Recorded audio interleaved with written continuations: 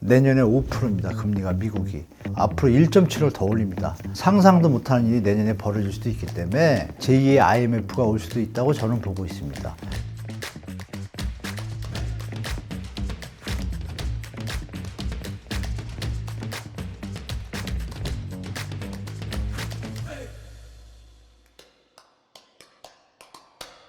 일반 시장 참여자분들이 보실 때는 시장이 갑자기 급변한다고 판단하실 텐데요.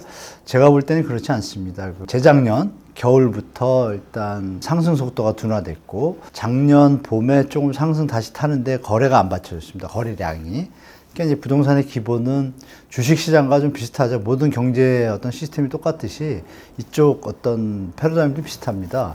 거래량이 받쳐져서 가격이 상승하는 것은 추세를 이어서 쭉 가는 것인데 제가 말씀드린 그 마음쯤부터 거래량이 좀 받치지 않으면서 가격이 좀 많이 올랐고 그러니까 그게 이제 고점이라고 저는 판단됐고 작년 초가 그러니까 여름 가을이 되면서 거래량이 점점 줄기 시작했습니다. 그러면서 가격 상승폭이 둔화되기 시작했고 그때부터 이제 그동안 6, 7년 동안 올랐으니까 이제 쉬어가는 그런 어떤 주기적으로 그런 느낌이 들었고 그때부터 또 이제 미분양에 대한 개념이 보도에는 안 나왔지만 일부 독립군 아파트라고 합니다. 단지수가 좀 적은 아파트들이 서울에서도 미분양이 이제 발생하기 시작했습니다. 여름부터.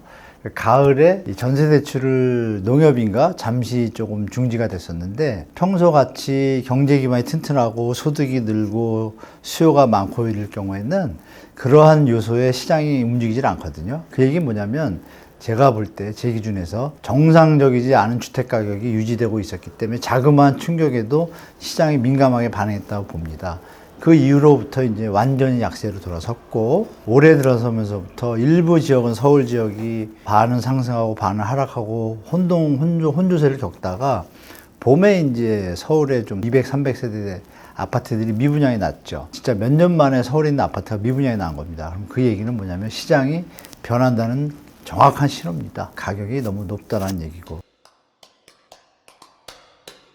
그때 지표들을 볼 때 주택 가격 부담 지수라고 있습니다. HAI, Housing Affordable Index인데요.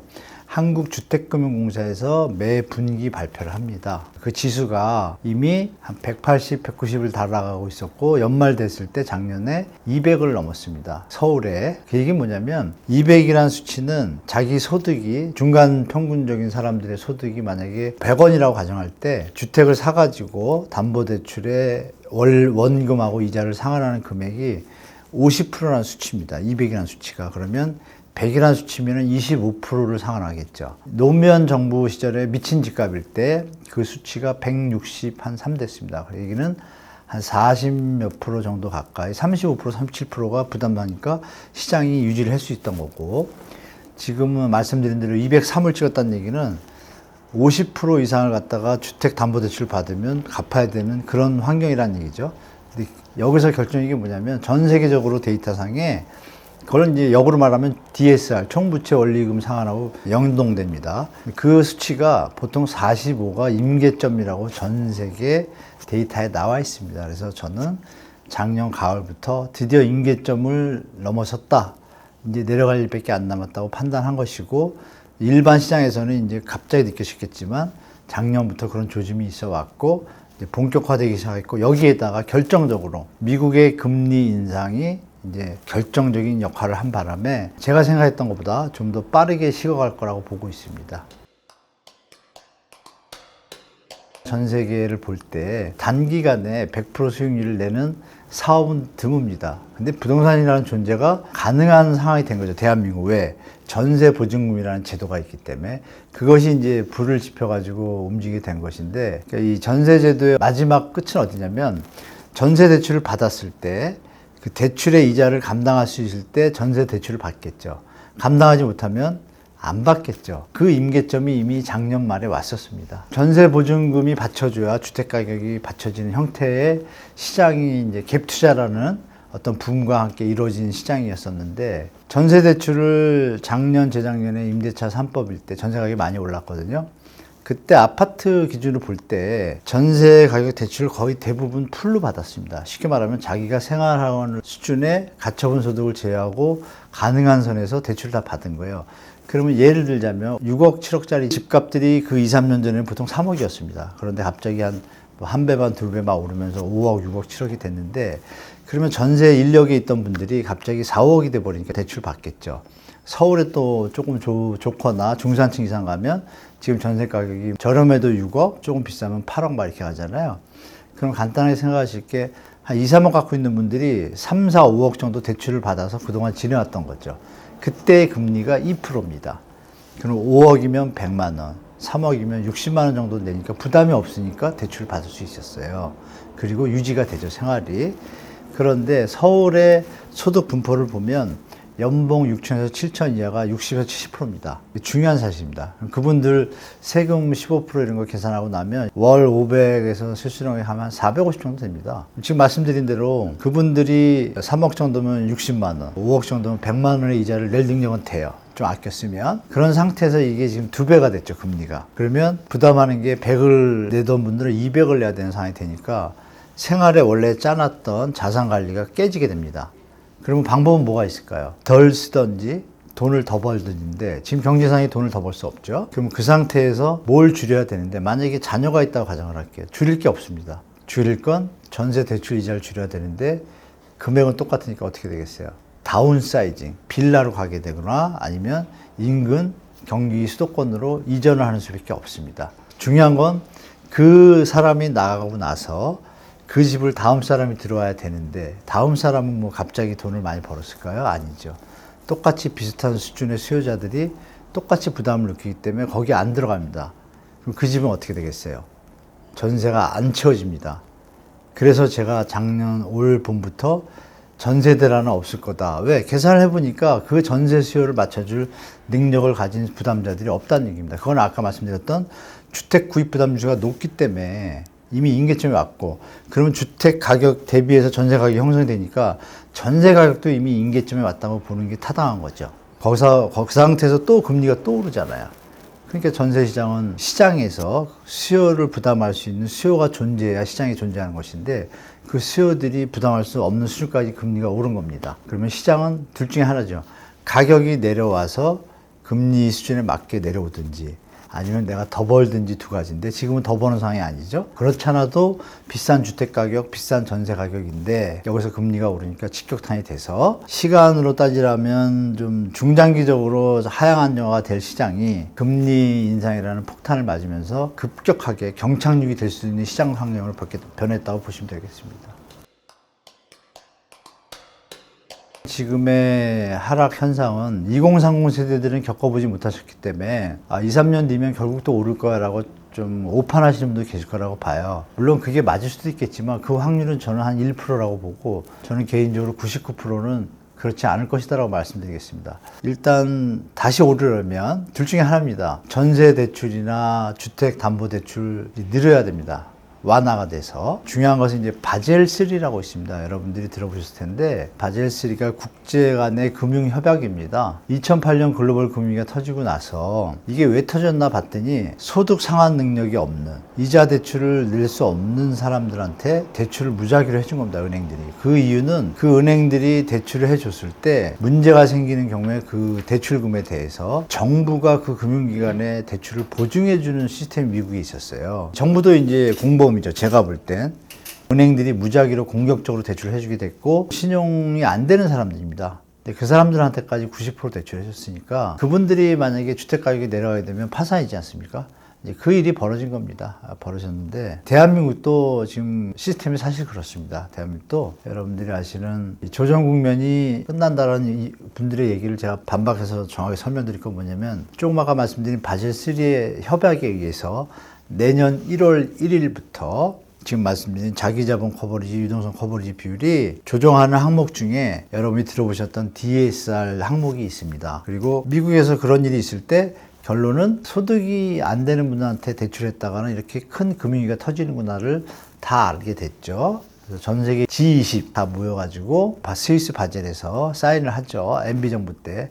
그 내용이 이제 실행되는 게 이제 원래는 2020년이었는데 코로나가 터졌잖아요. 그래서 좋다. 코로나 때는 너무 위험하니까 마무리하고 그럼에도 불구하고 버블이 생기는 걸 막아야 되니까 2023년에 무조건 하겠다 해서 하기로 했습니다. 국제 협약인데 그걸 안 지켰을 때 국제금융간의 신용도가 떨어지겠죠. 안 지키는 은행은.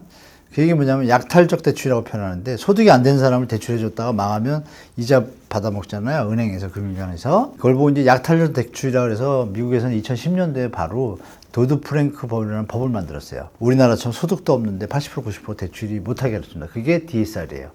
그 DSR을 우리나라도 이제 미리 준비하는 거예요. 내년부터 시행인데 내년에 바로 시행하면 힘들잖아요. 지금부터 준비하고 있는 겁니다. 그래서 내년부터 바로 시행해요. 그러면 제가 말씀드린 대로 자꾸 간혹 DSR 풀자 이런 사람들은 투기꾼이거나 시장 편향적인 사람들밖에 없습니다. 당연한 거 아니겠어요? 소득이 감내하는 선에서 대출을 해주는 게 정상이지 않습니까? 공정과 상식이 통한 나라의 정상은 그게 정상적인 거였죠. 그 기준에서 볼 때 차후로는 대출이 예전처럼 폭발적으로 해줄 일이 없다. 그러면 예전처럼 폭발적인 대출로 인한 주택가격 상승은 없겠죠. 전세 대출에 대해서도 지금 전 세계 국가들이 대한민국의 전세 대출에 문제가 있다고 해서 전세 대출도 DSR을 적용하라고 압박을 받고 있음에도 불구하고 우리가 전세 대출까지 DSR을 하면 어떻게 될까요? 현재 아까 말씀드린 무주택자고 소득이 없어도 5억까지 대출을 해주는 게 대한민국의 현 상황입니다. 심각합니다. 그 대출을 아까 말씀드렸죠. 정부가 보증을 쓰는 보증보험을 은행이 대출하고 나서 보증보험을 끄기 때문에 은행은 그냥 이자만 받아먹는 수익만 취합니다. 일이 터지면 요새 뭐 여러분들이 들으시는 전세 사기 뭐 이런 거 터지면 보증회사가 어디예요? 주택도시보증공사하고 주택금융공사 여기서 메꿉니다. 그건 무슨 돈이죠? 국민의 세금입니다. 이런 아주 악성적인 시스템이 그동안 돌아왔기 때문에 전세 가격이 받칠 수 있었고 그걸 레버리지로 삼아서 갭 투자가 성행을 했고 그걸 악용해서 일부 투기꾼들이 시장을 혼돈스럽게 만든 거죠. 한국은행에서 반기마다 1년에 2번 금융안정보고서를 발표를 해요. 그 발표 내용을 보면 작년 연말에 나온 발표에 이런 내용이 있습니다. FVI라고 금융 취약성 지수라고 있습니다. 또 부문별 취약성 지수라는 게 있어요. 그거를 13개 항목을 한 39개의 세분화된 데이터를 가지고 한국은행의 몇십 명의 그 뛰어난 석학들의 그 연구원들이 조사해서 데이터를 내요. 그 데이터에 작년에 어떻게 나왔냐면 이 취약성 지수라는 수치는 0에서 100까지 있습니다. 100까지 있는데 100이 끝이에요. 101은 없어요. 100이면 이미 취약할 대로 취약한 거죠. 그 수치가 채권, 주식, 부동산 세 분야인데 채권과 주식은 50, 60을 찍었고 그것도 위험한 건데 부동산은 100이라는 수치가 나왔습니다. 끝난 거죠. 그래서 그거를 저는 개인적으로 방송에서 자꾸 설파하고 싶었지만 언론에서 싣지도 않고 간혹 한두 개 언론만 실었는데 전파가 안 됐죠. 그걸 알고 났으면 작년 연말부터 시장이 조금 조정기 들어갔겠죠. 아시겠지만 올 봄까지 조정을 안 겪었습니다. 다만 뒤에 비하인드 신호들을 저는 볼 수 있었고 일반인들은 볼 수가 없었겠죠. 왜? 언론에는 항상 뭐 신고가 이런 것만 나오니까 거래는 없지만 그런 흐름이라서 말씀드린 DSR과 바젤3 그리고 전세 대출의 임계점, 주택가격의 임계점 이런 요인들이 합쳐져서 기술적 반등이 있으면 더 올라간다는 얘기 아닙니까? 받칠 수 있는 수요자가 없습니다. 그러면 당연히 조정을 겪겠죠. 그 조정을 겪은 안정적인 수치는 어디냐? 주택부담지수를 할 때 한 120선입니다. 그러면 평균적인 사람들이 소득에서 한 30% 정도, 35%. 그러면 생활이 되거든요. 그 수준이 120이라는 수치예요. 120까지 내려가야 정상적인 시장이 되겠죠. 안정적이고. 그러면 아까 말씀드린 200에서 120 계산하면 차이가 나잖아요. 그럼 거기까지 가려면 시간이 필요하죠. 기술적 반등은 잠시 언론과 정책들의 일부 집값을 떠받치려는 일시적인 현상으로 끝나지 대세를 막을 수는 없다라고 저는 보고 있습니다. 우리 시청자분들께서 좀 젊은 세대 분들은 경험이 없으시니까 이제 이 조정 기간이 얼마 될지를 모르시지만 저나 50 정도 되신 분들은 위기를 2번 겪고 이번이 3번째입니다. 그때마다 기간을 따져보면 짧으면 3년, 길면 7년이었습니다. 그럼 평균 내도 4년이잖아요. 그러니까 4, 5년은 무조건 그럴 가능성이 높다는 걸 이미 40, 50, 60을 알고 있습니다. 70까지. 20, 30 분들이 모르시죠. 왜냐하면 지금 여러분들이 역산을 해보시면 지금 35세면은 2008년 금융위기가 14년 전이니까 35 빼기 14 하면 21살인데 21살 때 여러분 혈기 왕성할 때 부동산 쳐다볼 일 없죠. 뭐 일부 극히 그런 사람 빼고는 그냥 자기 앞날 설계하고 이런 데 시간을 하시기 때문에 경험이 이제 없어요. 처음인 겁니다. 처음인데 그동안 봤던 7, 8년 동안의 상승기를 보니까 부동산은 계속 오르는구나. 떨어졌었어도 다시 오르는구나. 중간에 말씀드린 IMF 글로벌도 떨어졌지만 그래도 또 오르는구나만 머리에 박혀 있죠. 세뇌되듯이. 그러니까 떨어져도 또 오르겠지라는 막연함이 있는데요. 중요한 점은 뭐냐면 주식을 해보셨으면 다 아실 거예요. 자기의 원래 자산이 있는데 이 자산이 하락을 하면 주식 조금 돈을 많이 하면 잠을 못 자지 않습니까? 부동산은 어떻게 했을까 여러분? 볼륨이 워낙 큰데 부동산이 하락하면 잠 자겠습니까? 근데 계속 하락하면 어떻게 될까요? 그 시기가 오는 것을 좀 거부하고 있는데 이미 데이터나 사이클상 그리고 우리나라 경제 사이클 게다가 결정적인 또 부동산의 이제 하방 요인들이 등장을 하잖아요. 지금 세계 경제 상황이 우리나라 자체 문제도 너무 많고 한계 기업이라고 아시죠? 이자 낼 돈이 없어서 유지하던 기업이 지금 원래 한 27% 되는데 요 한 6개월 새 금리가 인상되면서 27%에 24%가 늘었습니다. 이인에서 한 30몇 프로가 됐죠. 그 기업은 지금 이자도 못 내고 있습니다. 그러면 마지막 뭐죠? 부도입니다. 부도가 나면 어떻게 되죠? 회사가 없어지면 거기 계신 직원분들이 일자리를 잃겠죠. 좋은 회사가 인수하면 다행히 유지가 되겠지만 이 일이 터지기 시작하면 어떻게 됐어요? 시장은 급격하게 냉각됩니다. 그럼 그럴 가능성이 지금 점점 높아지고 있는 때에 부동산만 보고 부동산을 가지고 경제 상황을 무시해가지고 판단하는 건 정말 오판이죠. 부동산이라는 존재는 경제가 받쳐줄 때 움직이는 겁니다. 그래서 경제 상황을 좀 직시하시기 바라고 그래서 이건 길어질 수밖에 없다. 지금 경제 상황이 미국의 물가 지수가 지금 CPI가 저번 달에 8.3 찍었는데 FOMC의 목표가 2%입니다, 여러분. 2%면 갈 길이 멉니다. 9월 22일 날 점도표가 나왔잖아요. 여기 점도표 보시면 상단이 5%입니다, 여러분.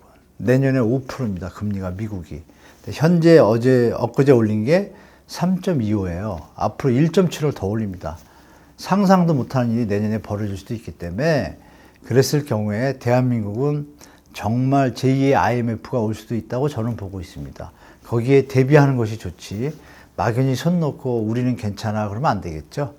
항상 위기에 대비해야만이 위기가 닥쳤을 때 슬기롭게 헤쳐나갈 수 있는데 대처를 안 하면 막연하게 기술적 반등이 올 거야 다시 오를 거야 이러면 그 시기에 너무 힘듭니다. 왜? 집을 하나 투자를 했는데 20%의 자기 자산을 투자를 해서 80%의 전세보증을 끼고 있다고 가정할게요. 예를 들자면 집값이 30%가 내려갔어요. 그럼 어떻게 되죠? 일단 파산입니다. 자기 돈은 날라갔고 집값은 30% 내려왔으니까 전세보증금 돌려줄 돈 1억도 빌려서 갚아야 되죠. 그래서 시장 만만해 보지 마시고 보수적으로 대처하시기 바랍니다.